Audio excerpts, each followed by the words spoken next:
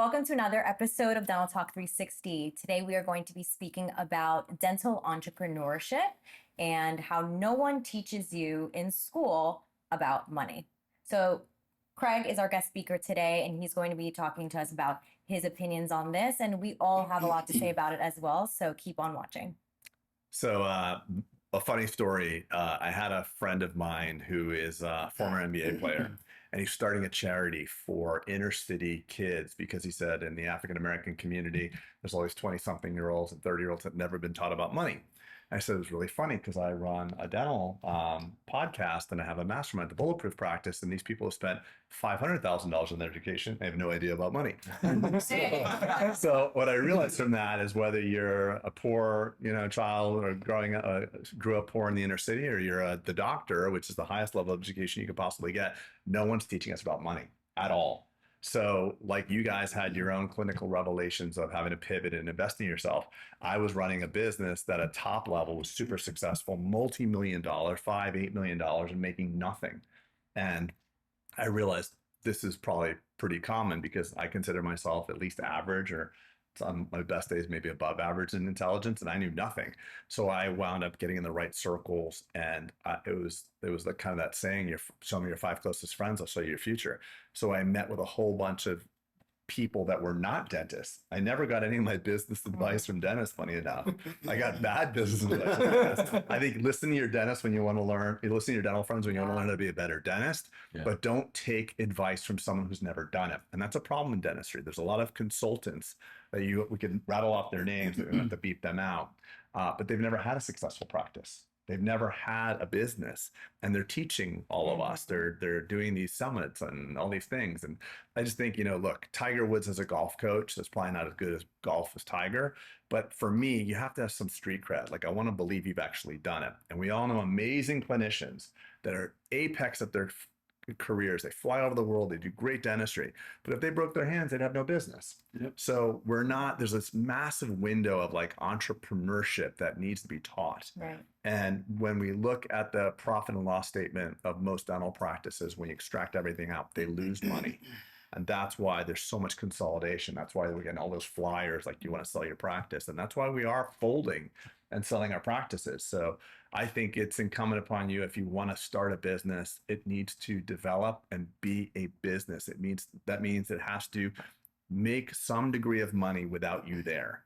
If not, you've just got a job, and that's cool too. My dad had a job, and I was telling you guys before I hit record, like, I'm cool with any one of us buying a job. I just don't want you to spend too much to buy that job. Craig, how soon after graduation did you decide to be a practice owner? So I had a different situation. My dad's a dentist. I'm a 3rd-generation dentist. I watched my dad. My dad had always this like shitty old dental practice. And then one day, like when I was in college, he revamped it a little bit, and he made it a little nicer. And I thought, wow, I could make it even like crazier. So I had this dream to like revolutionize dentistry. I wanted to do it totally different, like almost like, just reimagine how it could be done. So I always thought that's what I wanted to do. My dad and I fought a lot in the beginning. And when you ask my dad, like, what it's like being with me, he says it's like holding onto the wing of a jet aircraft. He's like, I'm barely holding on. One-handed. Yeah. I think one-handed. Yeah. But I screwed it all up. I screwed it up massively. So like when I was doing $2 million in top line revenue and producing $1 million, I was making like $300,000-400,000. I'm like, this is great. So if I do $2 million top line and make $400,000, when I do $4 million, I'll make $800,000, and that's how it works. It doesn't work that way. I got to a point where I was like $8 million top line, $100,000 take home, take my $1.5 million of production, go work for anybody else and get 35% or 30%. I would be making more money. Yeah. So I screwed it all up. So the same way you guys hit the wall and had to revamp, I hit such a wall. And it sucks to be working your ass off, producing $1.5 or $2 million, gone through the spear training and all that stuff, and then have a business that's not performing. It's really, really sobering. I feel like we all went to different dental schools, and I think that one thing we all have in common is that they didn't teach us business. Right. Nothing. They don't teach Zero. So they teach you how to do basic dentistry, because let's be frank, like what they teach you is just basics. It's how to pass boards, right? And that's not realistic in real life. Right. So the 1.5 millimeter class 3 box isn't what happens in real life ever. So, and and it was true even for me because I bought the practice that I got maybe 3 years after I graduated, and I basically almost threw it to the ground until I had to sell it because I was like, I'm up to here, and I couldn't be the host, the chef, the hostess, answer the phones. I didn't. I knew how to do dentistry. I didn't know how to control the rest of it. The only difference between you and me, because I was exactly where you were, is just I had friends that were out of dentistry. They were patients of the practice. I'm like, hey, can I take you to lunch? And they got me through it. But I was there. I didn't have that mentorship. Yeah. And it's unfortunate for a lot of people. Like I got to a point where I was working previously in the HMO Medicaid offices, and I was earning more then as an associate than me owning my practice that I had, that I was seeing PPO HMO patients. I was very unhappy. And why? Because I didn't know how to run the business properly. And, you know, now that I've been fortunate enough to work in multiple practices and now working with you and Bar at Spodak Dental Group, I've learned how it should run, how systems should go. Right. And they're still learning. Like I'm learning every day. Every day I'm watching. I just want to define business though, just for the listener, just for 1 second. So I don't want people to hear like business, profit and loss, because that's how we started. Then you kind of reminded me, like, if you're an associate in a practice, leadership is business. How do you, a business leverages, you know, it's the team, you know, you have to get people to do more. So leadership is such a huge part. Forget the numbers. If you just became an awesome leader, which is what all my business friends were, amazing leaders, your business will grow. Whether or not you spend too much of it, you can fix that later. But leadership is like, for you, for example, watching your business leadership, like, man, I want to like get out of the practice because I just want you to have space because it's so empowering to see what Dr. Alfredo can do. But it took a lot of years of personal ass whoopings. But both back and forth. It's such a neat thing when you work with people long term, and like, you know, I don't even know if it's like coach, mentor, mentee. It flips around a lot. Some days it's like I could be his mentor, but then other days like, dude, you're like getting all up in here. Your energy is all fucked up, whatever. And you know, you might have to bleep that. I was my own worst enemy. I think dentistry also has to do with pride. For example, my friends, you know, some of them, whenever they're just like, what are you doing? And they're like, oh, I'm a business owner.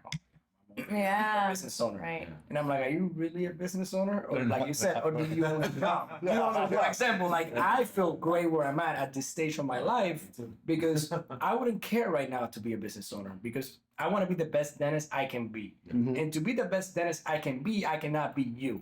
Because you cannot doing the dentistry. You cannot have my life and be a great dentist. I want to be the star, and if I have to concentrate on being the star, the best dentist I can be, I cannot be doing the business side. You can't have somebody call you and tell you the same amount of money as that the AC broke, and now you have to worry about that. Exactly. You know what I mean? So sometimes it depends where you are in your career, but sometimes you gotta pick the line that you want to walk on before you know you can succeed, and that's the main thing. Realizing that there's no shame. There's no shame to being an associate. Right, but the extra effort that you put in to be a business owner, if it's not yielding you any profit, you're doing volunteer freaking work. Exactly. So like you own your business, like your one of your past bosses, like he's a business owner. He's actually taking out of his own pay to cover the business. Yeah. His business is actually ruining. He'd be better off taking 32% of his collections and getting paid that. But to Craig's point, you have to work on your leadership development, right? So there's amazing books by John C. Maxwell that go over all of these, and I was very fortunate that you gave me some to read early on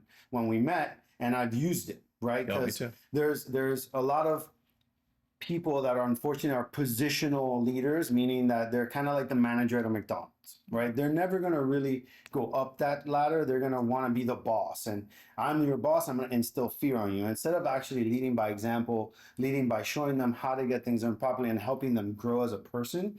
Because I feel ultimately, if you're a leader, you not only have to lead by example, but you also have to see and help everyone in the organization grow, you know? Because a rising tide floats all ships. And if without that, you have no business, right? So ultimately, I think not only does it take clinical skill, does it not only take business skill, but it takes skills, interpersonal skill that you need to develop in order to be the complete package, right? So for me in my journey, like I was stating earlier, I was my own worst enemy. I was arrogant. I was hard-headed. I was overly confident, and it took many years. Why looking at me? I took intervention, bro. I took me. Lay down on the couch. It took me You guys tricked me. years of We're all here for you, buddy. Lay getting down. dragged, Lay down. getting dragged in the Let me go to alcohol. getting dragged in the mud to realize, Yeah. shit, maybe it's me. Yeah. And you know what? And being open to not criticism, but to growth from other people. Yes. Yeah. Like if someone comes up to you and then says, hey, like X, Y, and Z could be better. And I think another thing that people don't do that are in leadership positions that burn them is they don't put their staff at the level where they need to be. Because without my assistant, Brandon, for example, I wouldn't be able to work. Without my TC, Danita, or Ashley College previously, I wouldn't be able to be where I'm at. The whole organization, whether it's a 4-person team or a 60-person team, is the squad. And Right. you have to understand that everyone there matters. And you have to put them at that position where you're not above anybody. Because you have to be able to understand that even in a restaurant, the guy that washes the dishes, if that dish is dirty in a 3 Michelin star restaurant, you're going to get a bad review. So they go as far as making sure that those plates are pristine. So everyone in the group has to be united in a united front. And unfortunately, leaders try to put themselves above people 99% of the time. And that's what leads to failure, because then their team doesn't support them. They don't believe that they are feeling heard or empathized with, and then that doesn't lead to growth within the organization, which then leads to bad profits, right? I think one thing you mentioned, like I think if I could say it, if the same Brandon would have come into your life 5 years ago, he wouldn't be the Brandon he is today. And that's the true testament of leadership. Leaders just make people better. Yeah. And people think of like leaders as titles, like you said, positional leadership. If you can just make someone better, if because of you something that someone is better, you're a leader. Yeah. So a lot of people self-select out, like, oh, I'm an associate, I'm not a leader. Like, of course you are. How you show up every day, how you take care of patients. Right. And, you know, I think it's just really important to say too, is like the ass kicking that we're all talking about is all part of it. Like even for my son, like I don't wish I could wave a magic wand and make it easy for him, because when it's easy for people, you regret it. You don't feel good about it. So all the stuff that we've all gone through cumulatively has made us who we are. Yeah. So you can't erase the struggle. Yes. The struggle is actually part of it. It's So inevitable. for the young people listening, just know, and I'm so happy about the transparency that we're creating here, because for the young people that are listening or people that are envious of what we have, just know we've got our asses kicked a lot. 100%. And by the way, Every it was day. all good Bouncing for Yes. but it was -31. but it was good for you, and it's good for you, because Yeah. you have to get to a certain point to have a breakthrough, and you need a certain amount of pain to have that breakthrough. And then circling back on what you said earlier, show me who you hang out with and I'll tell you who you are. Now, that same assistant of mine, Brandon, which, you know, his growth has been substantial over the last few years. Amazing. Now, he got voted by our Just whole now. office to Right. be the lead assistant.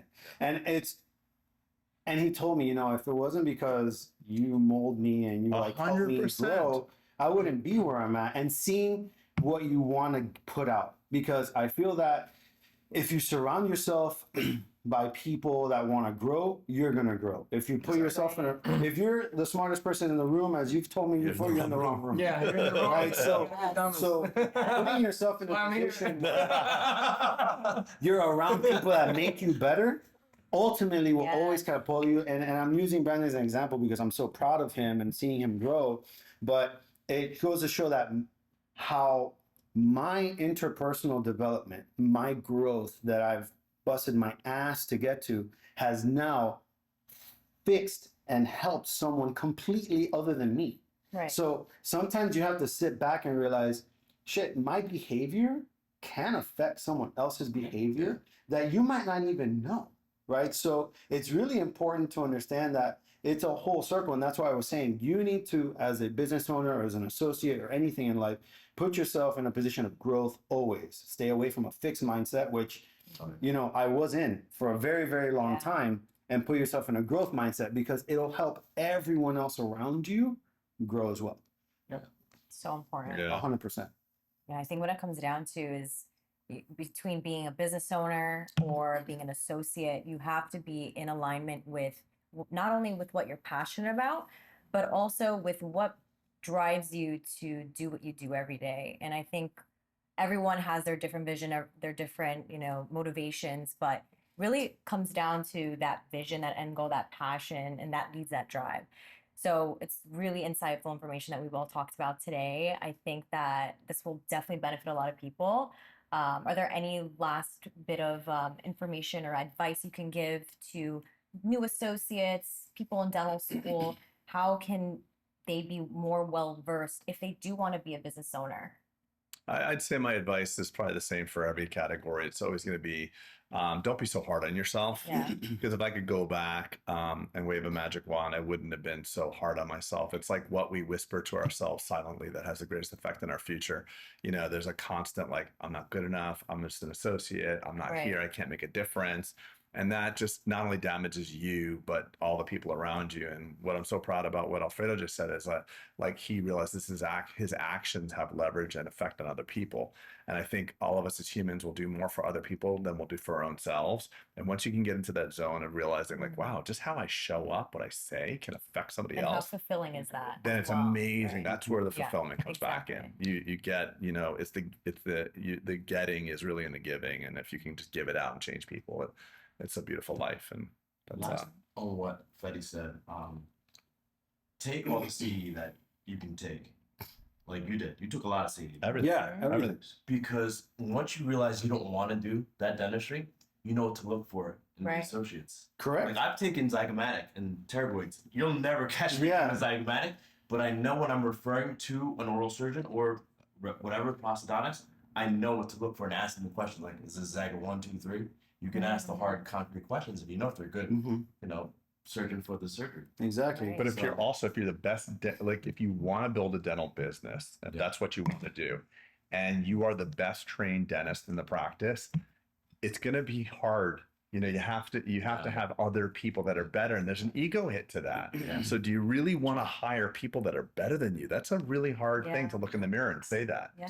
And I think most of us dental business owners, like, if you're really good, you want everybody better than you. Yeah, there's a lot of ego. There is ego. And then there's issues in the sense of, let's say you hire an associate that's really good. I've had that happen where you're potentially better than the owner, but then the owner wants to do all the bigger cases. Or plucks it from you. Or plucks it. So you get the FMS. And we've all been there. Yeah. And it's kind of like, so really? how are you going to really attract But what that owner Thanks for getting that. Let me get that owner doesn't know is that, man, that's passive income that you could have just had, and now you're building a relationship with your associate where you say, I trust you to do these kind of cases on my patients. But now you're sitting back and instead of mentoring and being like, hey, like, let's work on this together to get you better. They're like, no, I'm worried about the money, so I'm going to do this and I'm going to take it away. Well, you need the money. So if you're going to have the associate do the treatment, you're going to make less money. Yeah. So like all investment, like you put money into a shopping center or whatever investment you have, you actually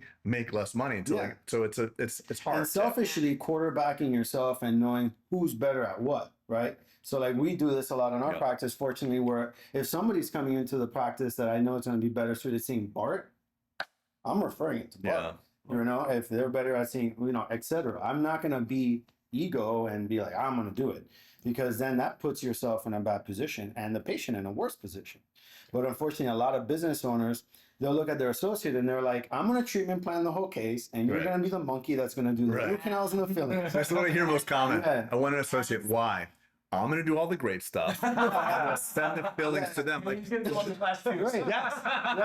I know you think it's funny. That's real. That's real. But then that's bullshit. I'm like, so what do you want to do? I just want to do the good stuff. I'm like, okay, how long do you? So how long do you want to think that person's gonna stay?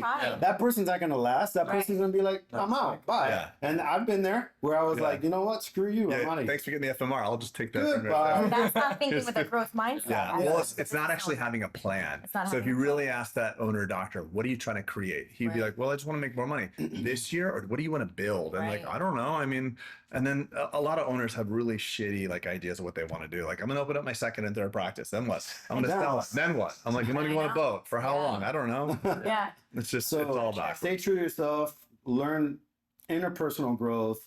business, there's bulletproof dental practices that help with all of that. It Yeah, and helps a lot. yeah, if Be you want to humble. be a business owner, Yeah. there are Be humble. courses, Be or humble. Yeah. there are people to reach Takes a lot out for me to to. say it. Sometimes. You're doing a good job. Trying to get up the whole I time. know, I know. Oh, my God. Amazing. Well, I also want to acknowledge you, Melanie, for pulling this bag of masculinity and bring You it guys to are such a, great. It's like a such a frat house. poised and intellectual conversation. I'm really proud of what you guys are doing.